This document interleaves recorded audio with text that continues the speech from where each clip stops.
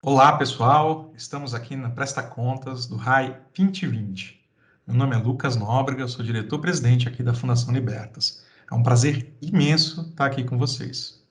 Vou falar inicialmente um pouco dos grandes fatos que ocorreram em 2020 e depois a gente vai entrar na parte específica do seu plano.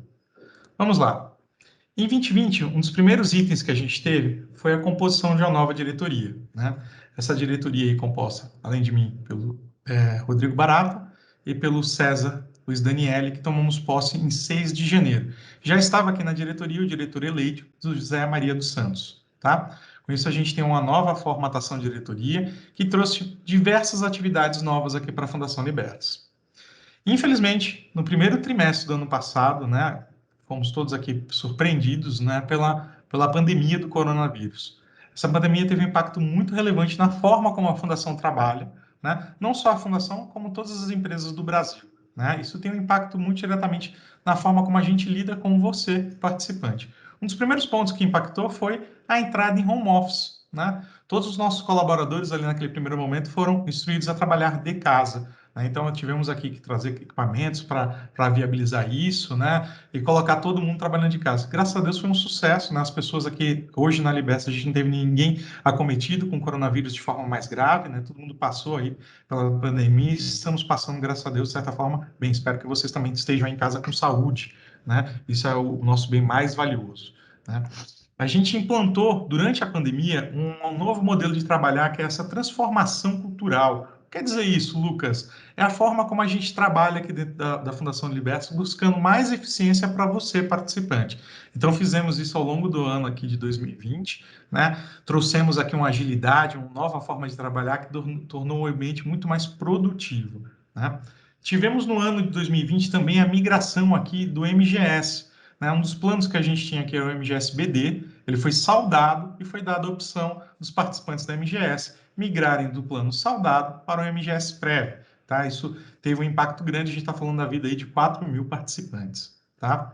A gente selecionou um novo ERP. Lucas, o que é ERP? É o sistema base da Fundação Libertas, tá? É a nossa espinha dorsal, tanto para o plano de assistencial, né, o plano de atenção à saúde, como para os planos de previdência. Então, foi muito importante a gente trazer um novo ERP, selecionar esse novo ERP que a gente está implantando aqui ao longo do ano de 2021. Isso tem um impacto brutal na nossa forma também, na agilidade como a gente atende você, participante. Né? E vocês vão ver os ganhos disso mudando. A área fechada do site, né, onde você entra lá com o seu CPF e consegue ver toda a parte de informações, isso vai ter um impacto brutal em todas as nossas informações. Isso vai ser muito bom para a Fundação Libertas, para o ganho que ela vai refletir para vocês, participantes. Né? Em 2020 também a gente atingiu aqui essa marca importante, né? 4 bilhões de recursos administrados. Isso tem um impacto grande. Quanto maior o recurso da fundação, menor é a despesa proporcional ante esse recurso. O que quer dizer no bom português? Taxa de administração mais baixa. Você sabe que a Fundação Libertas é uma entidade sem fins lucrativos. Quanto maior ela for, essa reversão, né, vai diminuir a taxa de administração. Então, a gente está buscando sempre o crescimento da Fundação Libertas para melhor atender você, participante. A gente teve um trabalho muito grande aqui de adequação LGPD, isso pegou todo o Brasil, né? O que é LGPD, Lucas? É a Lei Geral de Proteção de Dados, tá? A LGPD ela vem para dar mais segurança à forma como as entidades de previdência e qualquer empresa no Brasil tratam os dados dos participantes, barra clientes, barra beneficiários delas, tá? Então, aqui dentro da Fundação Libertas, a gente está cuidando com muita atenção e carinho os dados que a gente recebe de vocês. Então, tem aí uma série de impactos que, inclusive, vão se reverberar ao longo desse ano, tá? Então, é mais para dar mais segurança à fundação. E outras legislações também que vieram, que impactaram o nosso sistema, né? A gente tem aí o nosso órgão regulador, que é a Previc, trazendo uma série de legislações, a Previc, né, o fiscalizador, e o CNPC, que é o regulador, trazendo uma série de novas legislações aqui para a parte de previdência e a ANS para a área de saúde. Tá? A gente teve uma reestruturação interna aqui grande na Fundação Libertas. Essa reestruturação interna, ela foi basicamente trazer aí a parte de governança, robustecer o sistema de governança da entidade. Temos uma área hoje de governança que não existia, a gente trouxe riscos de investimento que não existia e fizemos algumas alterações no quadro. Tudo isso visando o quê? A melhoria do nosso atendimento a você, participante. Tá? A gente teve um fato muito relevante também no ano de 2020, que foi a venda no edifício Life Center, né? A resolução 4661, que versa sobre os investimentos das entidades fechadas de previdência complementar, ela diz que temos que nos desfazer dos imóveis. E a gente já começou esse processo lá no ano passado, a gente recebeu uma proposta para aquisição da parcela que a gente tinha ali no Life Center, que fica ali na Avenida do Contorno, em Belo Horizonte, né? E graças a Deus fizemos aí uma execução de uma venda com sucesso na equipe aí, mérito da equipe de investimentos, né, aqui da Fundação Libertas, que concluiu isso com muito sucesso, foi aprovado pelo Conselho Deliberativo e a gente teve aí uma venda acima do preço contábil que estava lá registrado, né? Estamos trazendo aqui, por fim, metodologias ágeis, né? O que são essas metodologias ágeis, Lucas? É a forma como é que a gente atende, né, e faz os nossos processos internos dentro da fundação. O objetivo é levar o quê?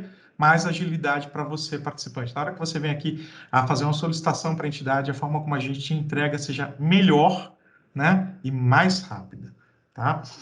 Outro ponto mega importante que a gente teve no ano de 2020 foi a revisão do nosso planejamento estratégico.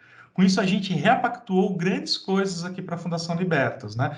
Os nossos objetivos estratégicos, a gente trouxe novos objetivos estratégicos para a Fundação. Isso tudo está disponível também aqui nos nossos canais aqui, como o YouTube, tá? Eu vou passar rapidamente aqui e quero ler para vocês qual é a repactuação que a gente trouxe para missão, visão e valores, né? Como missão, a gente tem oferecer e gerir com excelência planos de previdência assistenciais para a maior proteção social e bem-estar dos nossos participantes, assistidos e beneficiários. Tá? Um foco integral na atenção de você que está nos ouvindo aí. Tá? Visão, ser reconhecida como uma referência nacional na gestão de planos de previdência assistenciais e na criação de valor com excelência. Ser reconhecida por quem, Lucas? Por você, participante. Né? A Fundação quer ser reconhecida com uma prestação de qualidade para os nossos participantes. E a gente só vai conseguir fazer isso através dos nossos valores. São eles: foco no cliente, ética, foco em resultado sustentável, inovação, transparência, equidade e senso de equipe. Se você ficou curioso e quer saber mais sobre o planejamento estratégico, acesse o nosso conteúdo no nosso site. Agora eu vou entrar na parte específica do seu plano. Você vai ter a oportunidade para ver qual foi o retrato dele e o que ocorreu no ano de 2020. Vamos lá? Pessoal, vamos falar agora do Copasa RP1, tá? Que é o Copasa fechado. Lembrando aqui para vocês que no processo de migração que aconteceu da Copasa, a gente teve a criação do Plano Novo Copasa, que é um plano CD, o Copasa RP1, que é o plano BD fechado, e o Copasa Saudado, tá? A gente agora vai falar do Copasa RP1. Esse é um plano que foi criado em 1982, tá? Na modalidade benefício definido, tá? Aquele plano que você já sabe o benefício que você vai obter lá na frente, ok? Vamos olhar aqui um pouco sobre o aspecto de população. A gente tinha uma população de 399 pessoas, 399 participantes aqui do plano, divididos entre ativos e assistidos, né? Ativo é o pessoal que ainda está trabalhando lá na Copasa, que ainda é um copasiano da ativa, né? E assistidos é o aposentado ou pensionista do plano, tá? Então, a gente passou de 399 para 394 no ano passado. Vamos ver o que aconteceu, né? A gente tem aqui, ó, entre aposentado, 40% da população, pensionista, 32,99% da população, como ativo, 23% da população, e BPD, que é aquela pessoa que está aguardando a idade de aposentadoria, 3,5% da população. Ok? Esta é a distribuição por faixa etária do plano RP1, tá? A gente tem aqui uma preponderância muito grande da faixa de 60 a 70 anos, temos também de 50 a 60 e de 70 a 80. Já temos participantes com mais de 90 e participantes que têm de 30 a 40 anos de idade, certo? Quando eu olho para o público, né, a gente está falando que é 95,43% desses participantes são do sexo masculino e 4,57% do sexo feminino, tá? Isso é uma característica muito grande aqui da população da Copasa. Se repete tanto aqui os percentuais semelhantes no RP1, no Saudado e no Copasa Novo. O Copasa Novo ele já tem uma porcentagem de sexo feminino maior, ok? Quando a gente olha aqui os dados estatísticos de população, né, a gente tem aqui ó, os 93 ativos, uma idade média de 53 anos, né? E aqui nos PPDs, 12, com idade média de 46 anos. A média salarial dessa turma aqui hoje está em R$ 3.985, tá? Quando eu venho aqui para o público de assistido, o que é importante? É ver quanto dessa reposição é feita pelo plano. Então, eu tenho hoje uma reposição aqui de 974 para esses 159 assistidos, tá? Na média. E aqui, em termos de pensionista, lembrando que pensionista hoje, ou filhos menores até completar a idade, lá legal, eu tenho aqui 669, ok? Então, essa é a nossa condição do plano. Então, a gente fala assim, uma taxa de reposição grande, porque, olha, quando a gente olha esse salário daqui, a gente pensa que a maior parte vai ser coberta pelo INSS. A gente sabe que nem sempre isso é realidade, mas a gente espera uma taxa de cobertura do INSS grande nessa faixa salarial, somada com o benefício, a gente espera ter uma faixa de reposição salarial alta durante a aposentadoria. Ok? A gente sabe que essa nem sempre é a realidade do Brasil, porque quando a gente vai ter a aposentadoria pelo INSS, tem todos aqueles cálculos, todas aquelas deduções, a gente acaba ficando bem longe daquela que era a nossa expectativa inicial. Vamos dar sequência aqui. Ano passado a gente teve 5 concessões, né? 4 por auxílio doença, uma pensão por morte, então o assistido veio a óbito, e um desses assistidos também veio a óbito e a gente acabou pagando pecúlio, tá? Então a gente teve aqui então 5 concessões, ok? No ano passado. Quando eu olho para o patrimônio do plano, né, eu saio de um patrimônio de 173 milhões de reais e vou para um patrimônio de 180 milhões de reais, tá? Todas essas informações do patrimônio estão disponíveis lá dentro, tá? É, das demonstrações financeiras que estão constantes lá no RAI do ano passado, tá? Então, se quiser tirar uma informação sobre o RAI, vamos falar lá, tem todos os detalhes. O que é muito importante aqui, tá? No caso específico do RP1, aqui a gente tem um efeito muito grande de uma contingência que é o RET, né? Então, esse plano ele tem o passivo do RET. Então, por isso, quando a gente for olhar as provisões matemáticas do plano, eu olho aqui para uma provisão matemática menor, porque o resto do patrimônio está contingenciado, tá? Então, isso é uma informação muito importante para vocês aqui do RP1. Vou dar sequência na apresentação. Quando eu olho para o plano, né, eu olho aqui, de contribuição a gente teve 755 mil, né? Rentabilidade dos contratos, que são o quê? Déficits contratados junto à patrocinadora passados, a gente teve mais 699, né, desses contratos de dívida. Rentabilidade dos investimentos, 9 milhões. Custeio administrativo, 370 mil reais. Benefícios pagos, né, 3 milhões, da ordem de 3 milhões. E outras 5 milhões. São essas deduções. Então, deu um total aqui, uma formação de reserva de 2.269. Que gerou aqui também um resultado positivo no ano. Tá? Eu vou entrar nisso mais detalhe lá na frente e também falar na hora que for falar da parcela atuarial do plano. Quando olhar a rentabilidade dos investimentos, esta rentabilidade aqui foi de 5,70, tá? Eu olho essa rentabilidade de 5,70, ela teve um impacto muito grande de uma parcela dos investimentos que está atrelada ao quê? A CDI e a Selic, que é a taxa básica de juros. Uma taxa básica de juros, ela partiu de um movimento lá de 2016, 2014, perdão, a 16%, ela veio uma queda até atingir 2% e agora está retomando, está voltando a crescer. Parte dos nossos investimentos estava atrelada a essa taxa, tá? Que é a taxa Selic. Tá? Então, eu trago isso para vocês, por quê? Porque eu vou olhar este plano contra essas taxas. Então, a gente bateu a taxa Selic, o CDI, que é mais ou menos a mesma coisa. Trazendo só para comparação a poupança, a gente também rendeu bem mais que a poupança. Quando eu olho para a inflação, ano passado, que é o INPC, né, o Índice Nacional de Preço ao Consumidor, eu tive uma inflação muito alta. Nesse ano de 2021 também a gente vai assistir uma inflação alta. E sobre esta inflação que eu corrijo os benefícios dos nossos participantes. Então, se você é assistido, você vai esperar um aumento aí na média. Claro que isso aqui eu estou pegando ano fechado, tá, gente? Eu tenho que olhar lá o mês de reajuste específico do benefício de vocês. Aí vai ter um impacto acumulado do período.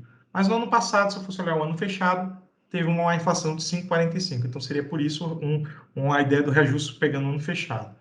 Só que eu não rendo. Meu objetivo, como eu sei que o meu passivo ele cresce mais do que apenas a inflação, eu tenho que ter uma meta atuarial. E essa meta atuarial, hoje, ela é dada por INPC mais 4,70. E é este INPC mais 4,70 que gerou aqui 9,98. Então, há esse descasamento de ativo e passivo. Lucas, explica essa barrinha aqui do lado. O 8,51, essa é a média dos fundos de pensão. Caramba, quer dizer que a gente rendeu menos do que a média dos fundos de pensão? Sim. Eu te digo por quê. Quando a gente chegou aqui na Fundação Liberta, né, como vocês viram aí na primeira parte do vídeo, essa diretoria tomou posse no ano passado, a gente verificou que tinha um alto índice de investimentos que estava atrelado à Selic. Isso é ruim? Não, não é ruim, tá? Mas o fato é que, como a Selic teve um rendimento muito baixo no ano passado, puxou a rentabilidade consolidada para baixo. Então, não adianta eu olhar para esta foto apenas, eu tenho que olhar para o filme. Quando eu pego o filme, eu vou olhar dessa forma. Olha, o retorno do RP1 é o laranja, vis-à-vis o retorno da meta atuarial, que é a barrinha cinza. Então, a gente tem que sempre olhar para o filme, né, para saber se essa é uma boa ou não história. Então, a gente vai falar um pouco disso mais à frente, quando a gente também chegar em resultado atuarial. Então, você repara que a gente teve uma rentabilidade superior à meta do plano e também à taxa Selic. Eu não vou passar em detalhe, gente, aqui pela rentabilidade por segmento, mas eu quero me ater aqui a um dado, que é a rentabilidade de renda fixa, que foi 5,59, a rentabilidade de renda variável, que foi uma rentabilidade boa, né? Quando eu olho aqui para o segmento, 6% vis-à-vis um Ibovespa, né, que é o índice de inflação, que foi 2,93, também foi uma rentabilidade muito boa. Investimento estruturado, também tivemos uma rentabilidade muito boa. Começamos a diversificar um pouquinho no exterior, mas vocês vão ver que é só um pedacinho que está na carteira de investimento exterior. E empréstimos, que é uma carteira representante para os planos Copasa, de forma geral, não só para o RP1, mas também para os demais planos, ok? Quando eu olho para a distribuição de patrimônio, olha só como é que está. 87% aqui em renda fixa. Só que como eu falei nos slides anteriores, né, parte desses 87% está corrigindo a Selic. Então, isso puxa a minha rentabilidade para baixo. Então, o que a gente está fazendo sempre agora dentro da Fundação Liberta? É olhar o casamento do ativo e passivo e tentar alocar, quando possível, mais em títulos que rendam inflação, mais juro real. Então, esse é um compromisso que a gente tem aqui dentro da Fundação, sempre ficar atento a esses movimentos de mercado para tentar fazer o melhor casamento entre ativo e passivo, tá? Então, estou trazendo isso aqui para vocês. Eu vou passar aqui um pouquinho. Ah, só voltando aqui um destaque, né? Que foi aquilo, a gente colocou um pedacinho da carteira aqui em diversificação de renda variável em investimento exterior, tá? Então, para dar um efeito de diversificação na carteira e reduzir o risco da carteira como um todo, tá? Então, a ideia é você ter um risco menor por efeito desse movimento que a gente fez. Quando eu vou olhar para a avaliação atuarial que foi feita dentro do plano, eu estou vendo uma redução, né, aqui da taxa de juros. Você lembra lá que eu falei que era 4,30? Quando eu for olhar para o ano que a gente for rodar aqui em 2021, eu já vou olhar para 4,09. Então, eu estou vendo com essa taxa de juros diminuindo. E por que a taxa de juros diminui? Porque a Selic diminuiu muito ao longo dos últimos anos. Como eu falei, ela já foi 16%, está 2,30%. Esse ano volta para 6%, mas não vai ser assim a salvação, vamos dizer assim, da lavoura, né? Porque isso ainda vai ficar abaixo. Se eu pegar 6 contra uma inflação também de 6, eu vou ter um ganho real de 0. Então, hoje, Selic não paga a nossa conta quando a gente olha para plano BD. Então, esse efeito de diversificação é o que a gente tem que sempre olhar, e isso traz um carrego muito forte aqui para quando a gente for olhar a taxa de juros técnico-atuarial. Tá? Então, você vai ver essa taxa nos próximos anos, não é apenas aqui no exercício final de 2020, mas nos próximos essa taxa ficando no equilíbrio para baixo, e ela vem reduzindo. Tá? Isso tem um efeito o quê? No passivo, que eu trago o passivo, né, atuarial a valor presente, uma taxa menor. Isso faz com que o meu passivo fique maior. Isso tem um impacto muito importante, né, na saúde atuarial do plano. Tenho que me preocupar? Não. Não preciso, porque quando a gente for olhar aqui o resultado, eu tenho sim, né, um pequeno superávit, né, neste plano, mas é algo que eu tenho que sim ficar muito atento, porque ele é muito, entre aspas, tá, pessoal, residual para o tamanho do plano. Lembra que eu falei lá que o ativo, eu vou voltar aqui muito rapidamente, ó. Opa, perdão. Que o ativo é de 180, Mas quando eu for olhar o ativo versus passivo, eu tenho que olhar o ativo versus passivo o quê? Passivo atuarial. Então, eu tenho que olhar, na verdade, não é aquele 180 lá do meu ativo total. Eu tenho que olhar o patrimônio de cobertura, que são os 66 milhões. Porque o resto é aquela causa do RET que eu falei para vocês. Então, é muito importante vocês levarem isso em consideração aqui no RP1. O RET ele tem um peso importante, esse passivo contingencial tem um peso importante no plano de vocês, tá? E quando eu olho aqui especificamente para o patrimônio de cobertura, eu tenho 66 milhões contra a reserva matemática de 65. Então, ele gera um superávit no plano de R$ 1 milhão, tá? É como eu te falei, é um superávit. Que bom que a gente tem um superávit nesse plano, né? Que bom que a gente está com superávit, mas é o que a gente tem que sempre ficar muito atento e fazer um acompanhamento desse plano. A gente espera aqui trazer novidades do plano, do ponto de vista do plano para vocês. Isso vai ser muito discutido com os participantes, está sendo discutido com as associações dos participantes, tá? Então, todas as associações estão convidadas, já foram convidadas aqui para o diálogo dentro da Fundação Libertas, e vai ser discutido com as patrocinadoras, tá? Não há nada que você precise se preocupar, porque sempre que a gente for falar em qualquer tipo de estratégia, a gente está falando, em geral, de uma estratégia que seja optativa, né? Que você, quanto participante, tenha a condição de ter uma opção, tá? Lembrando que aqui a gente fala de um plano que tem um fator a mais, que é a questão do hedge, né? Que é o caso de vocês aqui que permaneceram no RP1, tá bom? Se vocês tiverem alguma dúvida, eu sei que é um assunto complicado, é um assunto denso, é um assunto pesado, fiquem à vontade para esclarecer com a Fundação Libertas, tá? Seja aqui com a área de relacionamentos, se precisar, eles vão repassar para as áreas técnicas para esclarecer qualquer dúvida que vocês venham a ter, tá? Uma satisfação que vocês tenham acompanhado esse vídeo até aqui. Agradeço demais. Se possível, fiquem atentos sempre às informações que a gente solta nos sites da Libertas e também nas redes sociais. Mais uma vez, agradeço a todos vocês. Forte abraço